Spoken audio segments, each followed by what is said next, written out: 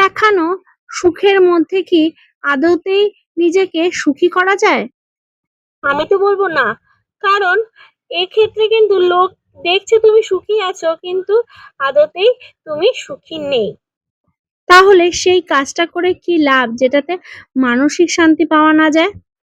আর এই পৃথিবীতে না কেউই সুখে আর শান্তিতে নেই। তুমি ভাবছো অপরজন সুখে শান্তিতে আছে, কিন্তু দেখো গিয়ে সেও সুখে নেই, আর অপরজন ভাবছে তুমি সুখে আছো, কিন্তু আদতে তুমিও সুখী নেই। তাই লোক দেখানো কোনো কাজ করে নিজেকে সুখী প্রমাণিত করার চেষ্টায় যাবে না। যাই হোক, অনেক জ্ঞান দিয়ে ফেললাম তোমাদেরকে। হ্যালো বন্ধুরা, আমি নন্দিতা চলে আসলাম আরেকটা দিনের ভিডিও শেয়ার করার জন্য। দিনটা ছিল রবিবার, জামাই ষষ্ঠীর পরের দিন। তো ঝটপট করে কাজ করে ফেলছি, কারণ আমি আর হাসির বাবা এক জায়গায় যাব। কোথায় যাবো বলো তো?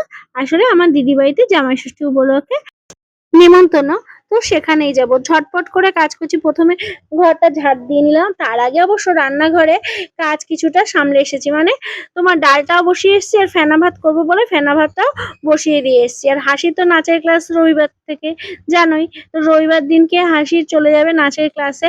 হাসির বাবাই দিয়ে এসেছিল, আর আমি এই ফাঁকে আমার ঘরটাকে বিছানা টিছানা তুলে নিয়ে তারপরে তোমার ঘরটা ঝাড় দিয়ে ঘরটা ঝটপট করে মুছে ফেলেছিলাম। এই দেখো আমার ঘর মোছা হয়ে গেল। এরপরে আমি দেখলাম যে চা খাবো, তার দুধ নেই।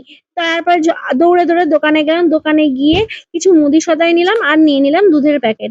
বাড়িতে এসে তোমার চায়ের মধ্যে কেক ডুবিয়ে নিয়ে মজা করে খাচ্ছি। এমন সময় শাশুড়ি মা ডাকলো, এই নন্দিতা শোনো, তোমার কিন্তু বাইরে যে জামা কাপড় গুলো আছে না, সেগুলো নিয়ে আসো, দেখো ঝমঝম করে বৃষ্টি নেমেছে। হ্যাঁ, গিয়ে দেখি সে মুষলধারে বৃষ্টি নেমেছে। তার আগে অবশ্য শ্বশুরমশাই সেই জামা কাপড় গুলো নিয়ে চলে এসেছিল। তো আমি একটু বৃষ্টির মধ্যে হাতটাকে ভিজিয়ে নিয়ে রান্নাঘরে চলে আসলাম, আর দেখলাম প্রচুর পরিমাণে হাওয়া দিচ্ছে।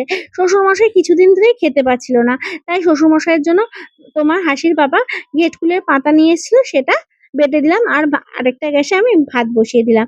এরই ফাঁকে বন্ধুরা আমার কিন্তু ঘেটকুলের পাতাটা বাটা হয়ে গেছিল। আর ঘেটকুলের পাতা বাটতে গিয়ে আমার তো প্রায় নাকানি চোবানি অবস্থা, প্রচন্ড কাশি হয়েছিল। আর হাসির দাদু গিয়ে হাসিকে নিয়ে এসেছিল। হাসির দাদু বলল যে ওকে এবার খেতে দিয়ে দাও। বলল হ্যাঁ বাবা, আমি ওকে খেতে দিয়ে দিচ্ছি। এবার সকালে টিফিনটা সেরে আমরা দুজনা বেরিয়ে পড়েছিলাম দিদি বাড়ির উদ্দেশ্যে। দিদি বাড়িতে মানে হাসির মাসি বাড়িতে আসে, তো হাসির বেজায় আনন্দ হয়। সেখানে গিয়ে অনেক দুষ্টমি করলো সে। তারপরে যখন বিকেল বেলা আসছি, তখন দিদিরা আয়োজন করেছিল ফিশ ফ্রাই। তো ফিশ ফ্রাই তো হাসি খেতে প্রচুর ভালোবাসে। দেখো ফিশ ফ্রাই দেখে হাসির কি আনন্দ, ওপরে সোফার উপরে উঠে নাচতে শুরু করে দিয়েছে। ওইদিকে দিদির ছেলেরা আবার ফিশ ফ্রাই কোটিং করতে ব্যস্ত ছিল। তো এইসব করে আমার দিনটা খুব ভালো মতোই কাটলো। তো সবাই ভালো থেকো, সুস্থ থেকো। আবার তোমাদের সাথে নেক্সট ভিডিওতে দেখা হচ্ছে। তো টাটা বন্ধুরা, গুড বাই।